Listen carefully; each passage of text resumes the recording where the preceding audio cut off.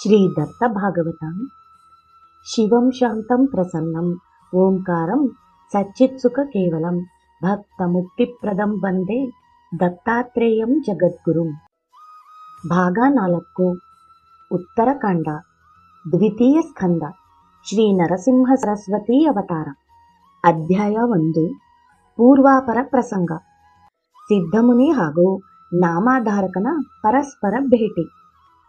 ಪೂರ್ವದಲ್ಲಿ ದತ್ತಾತ್ರೇಯನು ಅನಸೂಯ ಅತ್ರಿ ಋಷಿಗೆ ಮಗನಾಗಿ ಜನಿಸಿದನು. ಸಾಕ್ಷಾತ್ ಬ್ರಹ್ಮ, ವಿಷ್ಣು, ರುದ್ರ ಹೀಗೆ ತ್ರಿಮೂರ್ತಿ ಅವತಾರಿಯಾದ ದತ್ತಾತ್ರೇಯನು ಕೇವಲ ಭಕ್ತಿಗಾಗಿ ಒಲಿಯುವವನಾಗಿದ್ದನು.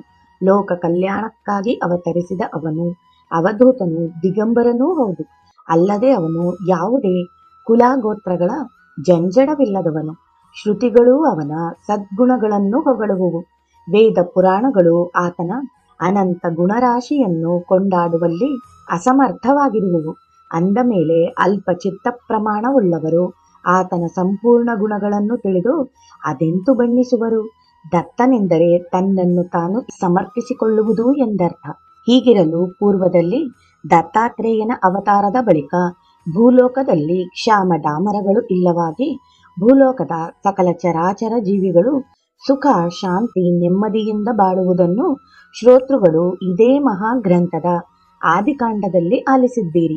ಇಂತಿರಲು ದತ್ತಾತ್ರೇಯನಿಗೆ ಪೃಥ್ವಿಯ ಮೇಲೆ ಮುಂದೆ ಅನೇಕ ಜನ ಶಿಷ್ಯರಾಗಿ ಅವರುಗಳು ಭಕ್ತಿ, ಜ್ಞಾನ, ವೈರಾಗ್ಯವನ್ನು ಆಚರಿಸಿ ಕೊನೆಗೆ ಅವನಲ್ಲೇ ಲೀನವಾಗುವರು.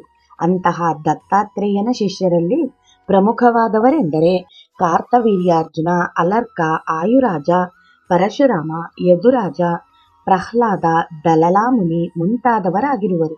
ಅಷ್ಟೇ ಅಲ್ಲದೆ ದತ್ತಾತ್ರೇಯನು ಭೂಲೋಕದ ಉದ್ಧಾರಕ್ಕಾಗಿ ಯೋಗಿರಾಜ, ಅತ್ರಿವರದ, ದತ್ತಾತ್ರೇಯ, ಕಾಲಾಗ್ನಿಶಮನ, ಯೋಗೀಜನ ವಲ್ಲಭ, ಲೀಲಾ ವಿಶ್ವಾಂಬರ, ಸಿದ್ಧರಾಜ, ಜ್ಞಾನಸಾಗರ, ವಿಶ್ವಾಂಬರ ಅವಧೂತ, ಮಾಯಾಮುಕ್ತಾವಧೂತ, ಮಾಯಾಯುಕ್ತಾವಧೂತ, ಆದಿಗುರು ಶಿವಗುರು ದತ್ತಾತ್ರೇಯ, ದೇವದೇವೇಶ್ವರ, ದಿಗಂಬರ, ಶ್ರೀಕೃಷ್ಣ ಶ್ಯಾಮ ಕಮಲಾನಯನ, ಕಮಲಾಲೋಚನ ಮುಂತಾದ 16 ಷೋಡಶ ಲೀಲಾವತಾರಗಳು ತಾಳಿ ಭೂಮಿಯ ಮೇಲಿರುವ ಸಾಧು ಸಂತರನ್ನು ಉದ್ಧಾರಗೈದನು. ಇಂಥ ಭೂಲೋಕದಲ್ಲಿ ಮುಂದೆ ಕಲಿಯುಗ ಬಂದೊದಗಲು ಶ್ರೀ ಗುರು ದತ್ತಾತ್ರೇಯನೇ ಮಾನವ ದೇಹಿಯಾಗಿ ಹಲವಾರು ಅವತಾರ ತಾಳಿ ಗುರು ಪರಂಪರೆಯ ಮೂಲಕ ಭವಿಗಳಿಗೆ ಭಕ್ತಿ, ಜ್ಞಾನ, ವೈರಾಗ್ಯದ ಅರಿವು ನೀಡುತ್ತಾ ಭಕ್ತಜನ ಕೋಟಿಯನ್ನು ಸನ್ಮಾರ್ಗಕ್ಕೆ ಹಚ್ಚುವನು.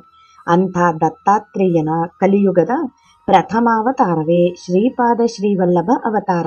ಈ ಅವತಾರದ ಕುರಿತಾಗಿ ಇದೇ ಮಹಾಗ್ರಂಥದ ಹಿಂದಿನ ಭಾಗದಲ್ಲಿ ಆಲಿಸಿದ್ದೀರಿ. ಇನ್ನು ಗುರು ದತ್ತಾತ್ರೇಯನ ಮುಂದಿನ ಅವತಾರವಾದ ಶ್ರೀ ನರಸಿಂಹ ಸರಸ್ವತಿ ಅವತಾರ.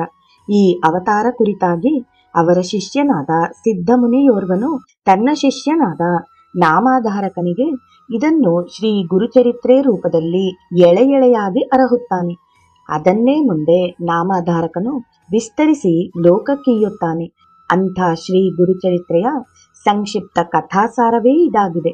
ಹಾಗಾದರೆ ಆ ಸಿದ್ಧಮುನಿ ಯಾರು ಹಾಗೂ ನಾಮಾಧಾರಕ ಆತನ ಶಿಷ್ಯ ಹೇಗಾದನು ಎನ್ನುವ ಸಂಗತಿಯ ಕುರಿತು ಇಲ್ಲಿ ಹೇಳುವುದು ಉಚಿತವೆನಿಸುತ್ತದೆ. ಅದು ಎಂತೆಂದರೆ, ಹಿಂದೆ ನರಸಿಂಹ ಸರಸ್ವತಿ ಯತಿಗಳು ಗಾಣಗಾಪುರದಲ್ಲಿ ಇರುತ್ತಿರುವಾಗ ಅವರ ಪರಮಶಿಷ್ಯ ಸಾಯಂದೇವ ಸೌಖರಿಗೆ ನಾಗನಾಥನೆಂಬ ಮಗನಿದ್ದನು. ಅವನ ಮಗನೇ ದೇವರಾಯ. ಆ ದೇವರಾಯನ ವಿವಾಹವಾಗಲು ಅವನಿಗೆ ನಾಮಾಧಾರಕ ಎಂಬ ಮಗನು ಜನಿಸುವನು. ನಾಮಾಧಾರಕನೇ ತನ್ನ ಗುರುವಾದ ಸಿದ್ಧಮುನಿಯ ಆದೇಶದಂತೆ ದತ್ತಾತ್ರೇಯನ ದ್ವಿತೀಯ ಅವತಾರವಾದ ನರಸಿಂಹ ಸರಸ್ವತಿ ಯತಿವರರ ಚರಿತಾಮೃತವನ್ನು ಶ್ರೀ ಗುರುಚರಿತ್ರೆಯಲ್ಲಿ ವಿಸ್ತರಿಸಿದನು. ಅವರ ಕಥೆ ಎಂತೆಂದರೆ, ಒಮ್ಮೆ ನಾಮಾಧಾರಕನು ಸಂಸಾರದ ಮಾಯಾ ಜಂಜಾಟವನ್ನು ತೊರೆದು ಗುರುದರ್ಶನಕ್ಕಾಗಿ ಗಾಣಗಾಪುರದ ದಾರಿಯನ್ನು ತುಳಿಯ ಹತ್ತಿದನು.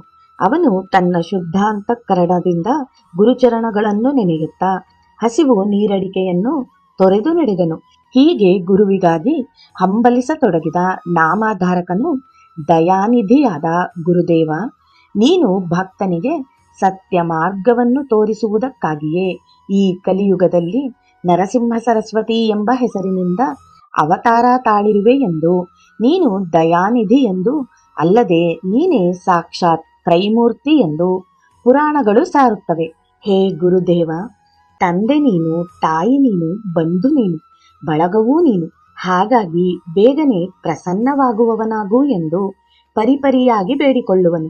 ದಾರಿಯಲ್ಲಿ ಗಿಡ ಮರ ಬಳ್ಳಿಗಳ ಕುರಿತು ನನ್ನ ಗುರುವರನನ್ನು ತೋರಿರೆಂದು ಆಲಾಪಿಸುವನು.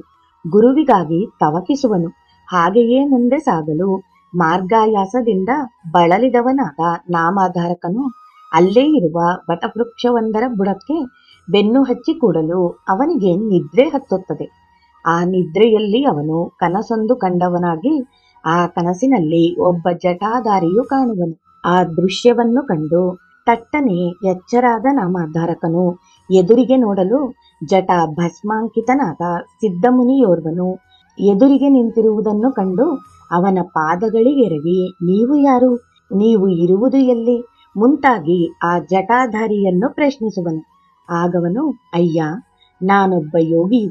ಈ ದೇಹಕ್ಕೆ ಸಿದ್ಧಮುನಿ, ಸಿದ್ಧ ಸರಸ್ವತಿ ಎಂದೆಲ್ಲ ಕರೆಯಲ್ಪಡುತ್ತದೆ. ನಾನು ಸಮಸ್ತ ಭೂಲೋಕದಲ್ಲೆಲ್ಲ ಸಂಚರಿಸುತ್ತೇನೆ. ನರಸಿಂಹ ಸರಸ್ವತಿ ಯತಿವರರೇ ನನ್ನ ಗುರುವು.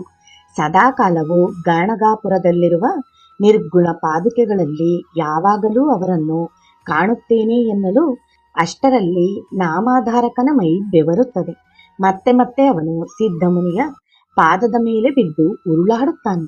ಅವನನ್ನು ಕುರಿತು, ಗುರುವರ, ನಾವು ವಂಶ ಪರಂಪರಾಗತವಾಗಿ ಅವರ ಶ್ರೀಚರಣವನ್ನು ಸೇವಿಸುತ್ತಾ ಬಂದಿದ್ದೇವೆ. ಅಂಥ ಕರುಣಾಸಾಗರನಾದ ಸಾಕ್ಷಾತ್ ದತ್ತಾವತಾರಿ ಶ್ರೀ ನರಸಿಂಹ ಸರಸ್ವತಿ ಚರಿತಾಮೃತವು ಸಾಧ್ಯಾಂತವಾಗಿ ಉಣಬಡಿಸಿ ನನ್ನನ್ನು ಕೃತಾರ್ಥನನ್ನಾಗಿ ಮಾಡಬೇಕು ಎಂದು ಪರಿಪರಿಯಾಗಿ ಸಿದ್ಧಮುನಿಯಲ್ಲಿ ಬೇಡಿಕೊಳ್ಳುತ್ತಾನೆ. ಹೀಗೆ ನಾಮಾಧಾರಕನ ಭಕ್ತಿಗೆ ಒಲಿದು ಸಂತುಷ್ಟನಾದ ಸಿದ್ಧಮುನಿಯು ತಾನು ಕಂಡುಂಡ ನರಸಿಂಹ ಸರಸ್ವತಿ ಕಥಾಮೃತದ ಶ್ರೀ ಗುರುಚರಿತ್ರ ಸಾರವು ಸಿದ್ಧಮುನಿಗೆ ಸಾಧ್ಯಾಂತವಾಗಿ ಅದನ್ನೇ ಭಕ್ತಾದಿಗಳು ಈ ಭಾಗದ ಮುಂದಿನ ಅಧ್ಯಾಯಗಳಲ್ಲಿ ಭಕ್ತಿಯಿಂದ ಆಲಿಸಿರೆಂದು ಹೇಳಹತ್ತಿದನು ಎಂಬಲ್ಲಿಗೆ ಈ ಅಧ್ಯಾಯವು ಮುಕ್ತಾಯವಾಗುತ್ತದೆ. ಜೈ ಗುರುದೇವ ದತ್ತ.